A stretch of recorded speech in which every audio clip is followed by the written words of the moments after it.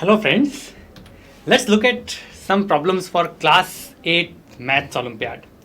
Okay, as we have seen so far, the Olympiad problems are not very difficult. The only thing is we need to approach them in a systematic manner.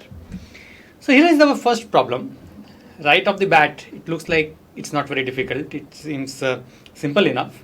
The only thing we need to do is we need to draw a diagram. So it is a diagrammatic problem. Anytime you have problems relating to speed, rates, they are usually diagrammatic problems. Like word problems, it is always helpful to draw diagrams.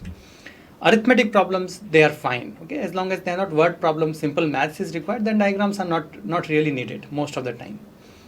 So here the problem is as follows. There is a person, there are actually two persons, A and B. B is cycling and A is walking. And the speed for A is 4 kilometers per hour. Okay, so 4 kilometers an hour means it is 4 kilometers per hour. So that is the speed for A. For B, cycling speed is 10 kilometers per hour. That's what it means. What happens is this A is starting from a point, assume any point, and he is traveling at a rate of 4 kilometers per hour, and he does this for 4 hours. Okay, so after 4 hours he will reach somewhere here, and this becomes 4 into 4, which is 16 kilometers. Okay, so he is traveling at a rate of 4 kilometers per hour for 4 hours. So in 4 hours he will cover how much distance? He will cover 16 kilometers. So when the A reaches here, okay, so let's call this A dash. B actually starts. Okay, so notice that at a particular time, at the instance B is starting, A has reached 16 kilometers further. Okay, so on the same road, on the same path, A is 16 kilometers ahead of B, and then B starts. Of course, A is also traveling. He is traveling at the rate of 4 kilometers per hour. He continues to do so. Okay, that's the rate he started with, and he is like a superhuman, so he doesn't tire. He travels constantly at this rate of 4 kilometers per hour. And then B starts. B starts at the rate of 10 kilometers per hour. Okay. So notice what would happen. What would happen, let's say, in 1 hour. Right? So think about it. What would happen in 1 hour? In 1 hour, he would travel 10 kilometers and A would only travel 4 kilometers. So in 1 hour, B would gain 10 minus 4, which is equal to 6 kilometers over A, because A is only traveling 4 kilometers. B is traveling 10 kilometers, so definitely he will get ahead of him. By how much? In 1 hour, he will get 6 kilometers. Okay, so 6 kilometers per hour. This is what we call their relative speed. So they are traveling in the same direction. So their distance between them will slowly and gradually reduce. And what would be the rate of this reduction? It would be 6 kilometers per hour. That is what this relative speed actually means. Okay, so they are traveling in the same direction. That's why we use subtraction. If they were traveling in opposite direction towards each other, then the rate at which the distance between them would get reduced by, we will add their corresponding speeds. Okay, that is what the relative speeds actually mean. So this 6 kilometers per hour is technically known as relative speed. It tells us that the distance between B and A is reducing by 6 kilometers per hour. And of course, the total distance when we started, right, at this instant was 16 kilometers. So how much time would it take for B to cover this entire 16 kilometers? It would be 16 divided by 6. In 1 hour, we are gaining 6 kilometers. So 16 kilometers would be gained in how much time? 16 by 6 hours. So this is the time when A and B would again be together. That is what this time actually means. Now, we are really required to ask, the question is really requiring us to find out how far from the starting point will B catch A. So at certain point, much later, okay, B and A, let's call this point B and A dash, would again come together, right? And this would happen, we know, after 8 by 3 hours. We know that after 8 by 3 hours, after B has started, B and A would come to the same point again. We know that. Okay, so we have calculated that right here, 8 by 3 hours. And in 8 by 3 hours, how much distance would B have traveled? So B travels from B to B dash. How much distance would he have traveled? He travels at the rate of 10 kilometer per hour.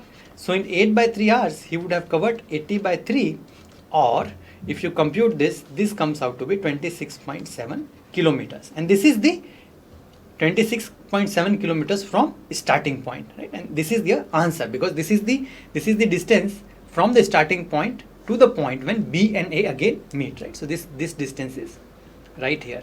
This is 26.7. Very simple, right? Again, by using a diagram, by visualizing it, the problem becomes very simple. Now this is another problem. It is an arithmetic problem. The diagram really won't help much here. You just have to do the maths, but very systematically we'll approach it. Notice that under root, whenever we take under root, we always have to use both plus and minus sign. But here we'll keep things simple and we will only assume that the under root would come out as positive. That's what we'll assume. Okay. So I take under root of 49. What do I get? I get 7. 29 plus 7 is how much? 36. So this entire thing becomes what? 36. 36 under root becomes 6. So this entire thing is reduced to 6. Right? One thing that you have to clearly understand is we start from the innermost square root. That is the most important thing. It is just like, I don't know if you have studied BODMAS or not. Okay. But in BODMAS, this square root is considered just like a bracket. So just assume that it's like a bracket and solve it first. Start from the innermost square root and then move outward. That's what we are doing here. Very simple. Okay. Then 19 plus 6 is 25.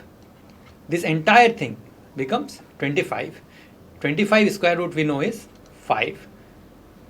11 plus 5 is 16. Okay, so this entire thing becomes 16. Square root of 16 we know is 4.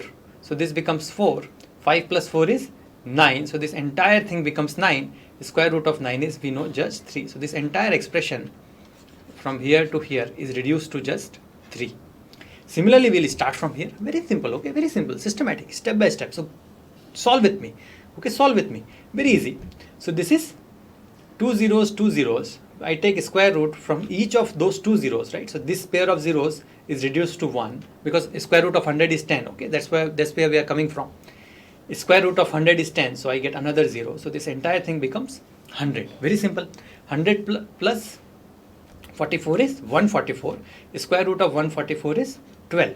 Okay, so I urge you, my friends, again, square roots, squares of numbers till 20, cubes of numbers till 10. They are you just have to know those. 4 plus 12 is 16. So this entire thing, 16, square root of 16 is 4. So this entire thing becomes, this entire bracket becomes 4. Now 3 from here, 4 from here, the answer becomes 12. And that is your answer. That is the correct answer. Now the thing is, you have to memorize. You might feel that I have to memorize the square roots. I have to memorize the cube roots. I have to memorize the tables. It becomes very, very difficult. So the thing is, just by practicing, if you continue to practice questions, okay, you will get there. Okay, you will just, these things will just naturally become memorized. You'll automatically learn all the tables. You'll automatically learn all the cubes and squares. Okay, so I request you, I urge you, there is no maths without practice. Okay, it is really, really essential to practice. Now let's move on to the next problem.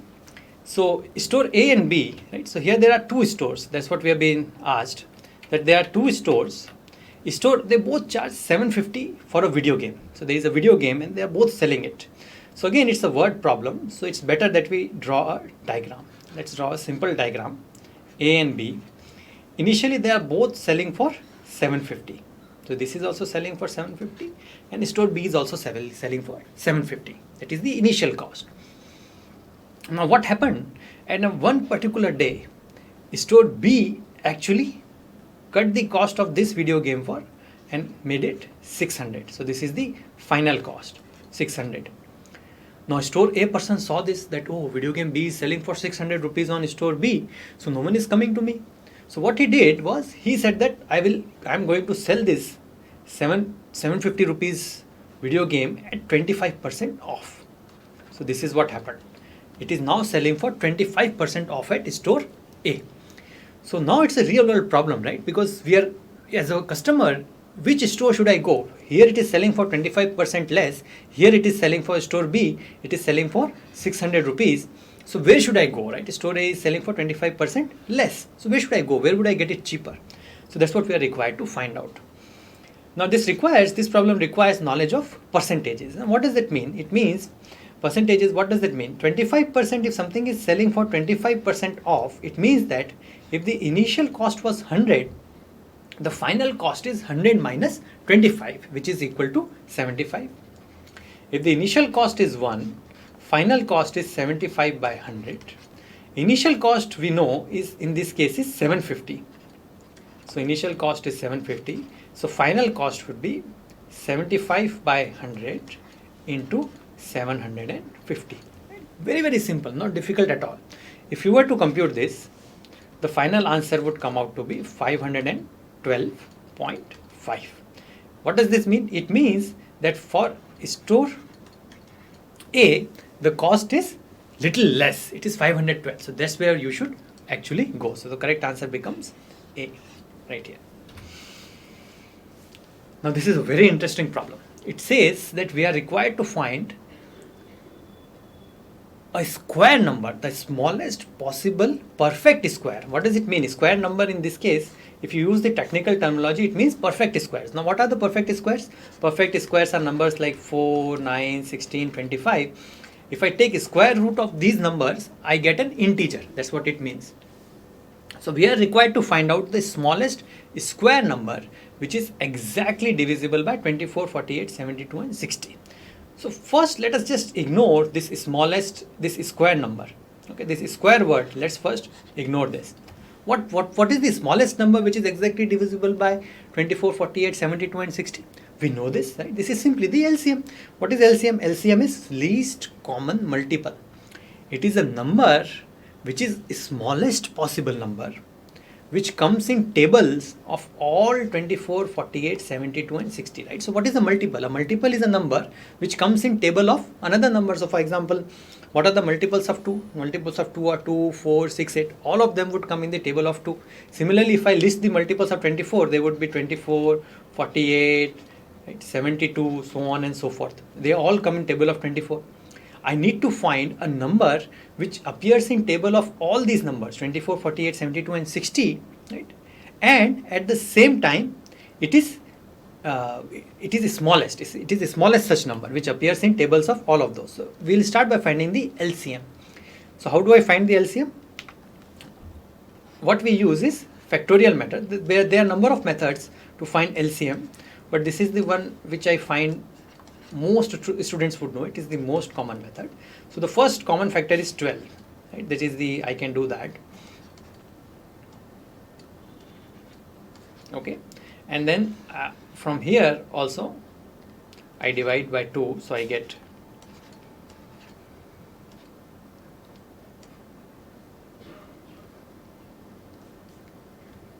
okay, so this remains 5 as 5. Okay, so now I know the factors. I know the basic factors. So what do? I write them down. I also break 12. Okay, so I can write it as 2 into 2 into 3. And then I also write 2 into 3 into 5.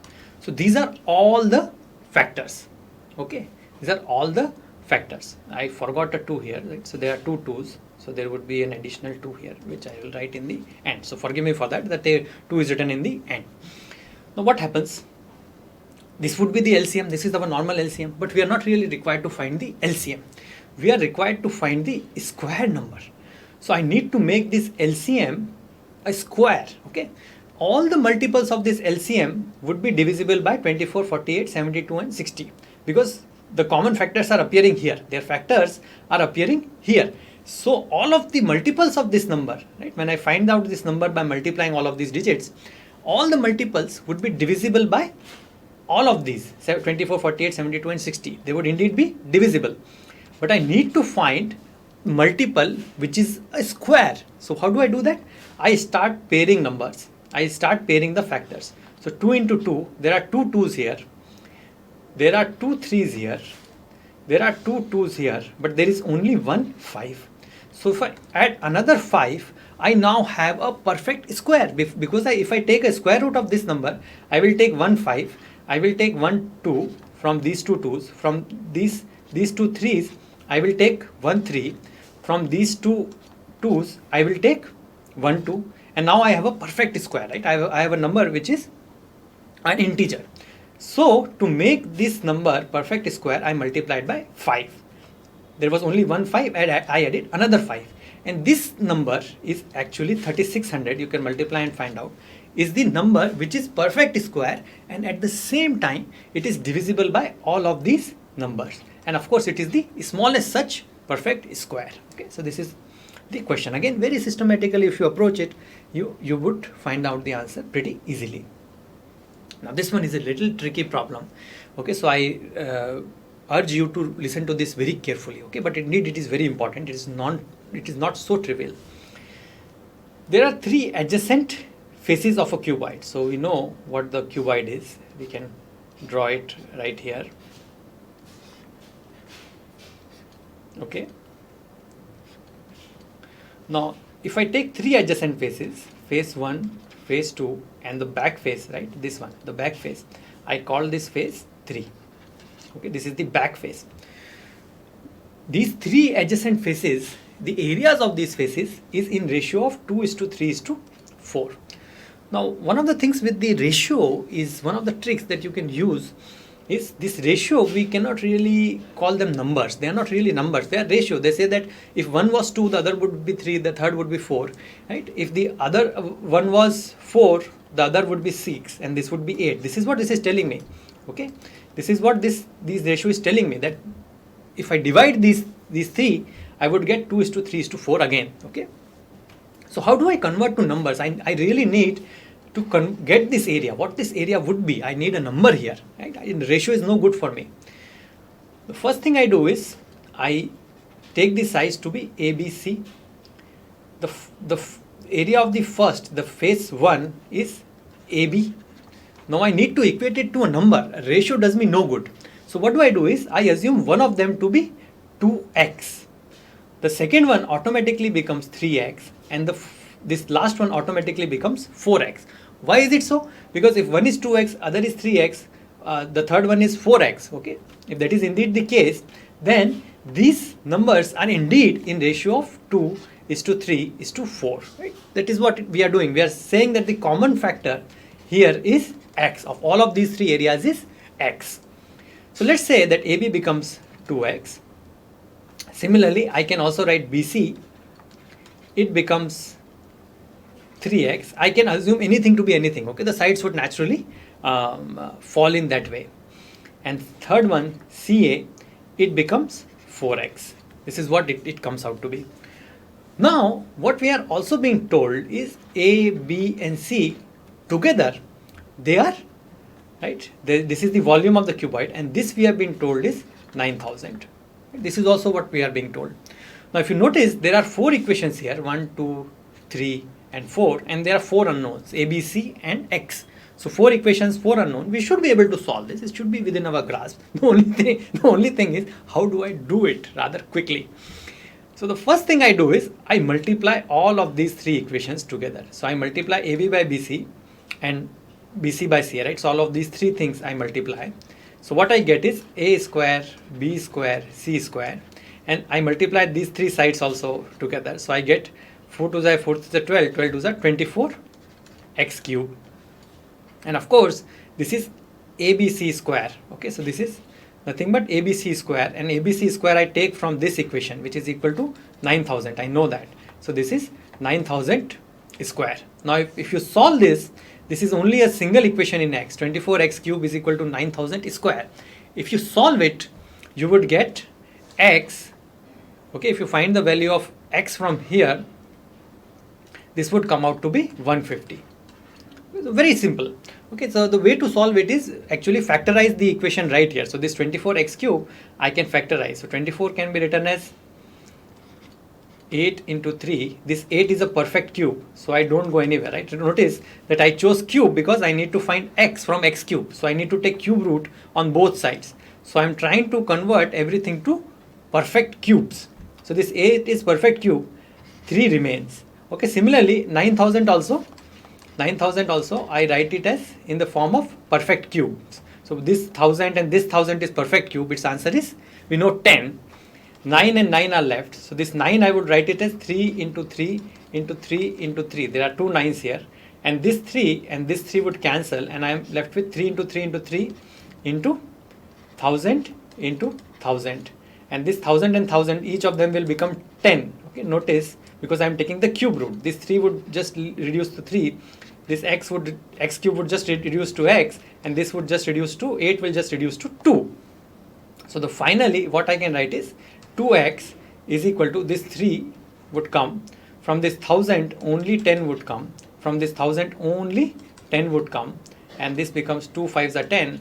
If you solve this, x comes out to be 150. So very simple, okay, very simple. The idea is to factorize the equation right here. Factorize this equation so that we can take the cube root of each of the terms.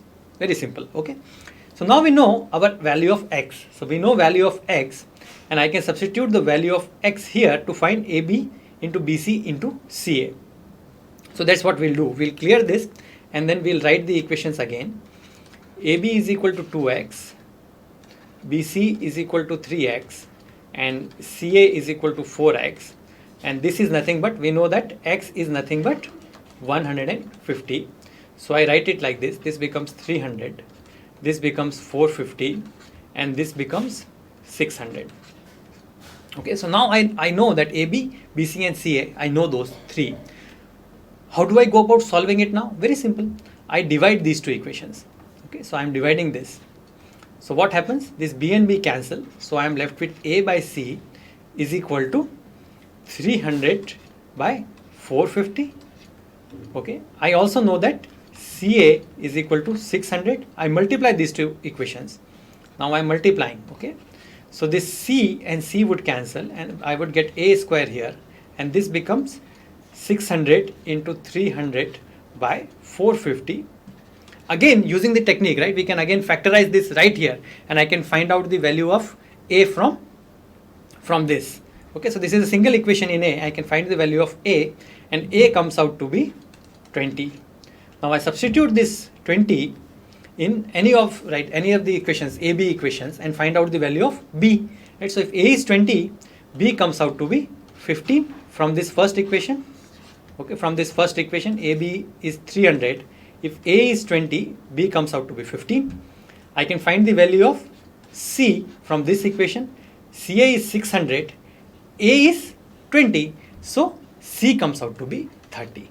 Okay, so C is equal to 30. So the three sides are 15, 20 and 30, and of course we have to find the least side, which is of course 15. Right? Again, very simple if you approach it systematically. No big calculations are involved, no big arithmetic. Okay, so hope this problems helped you in moving forward with such questions. Okay, the idea is to keep your calm and to solve the problems step by step. Thank you very much.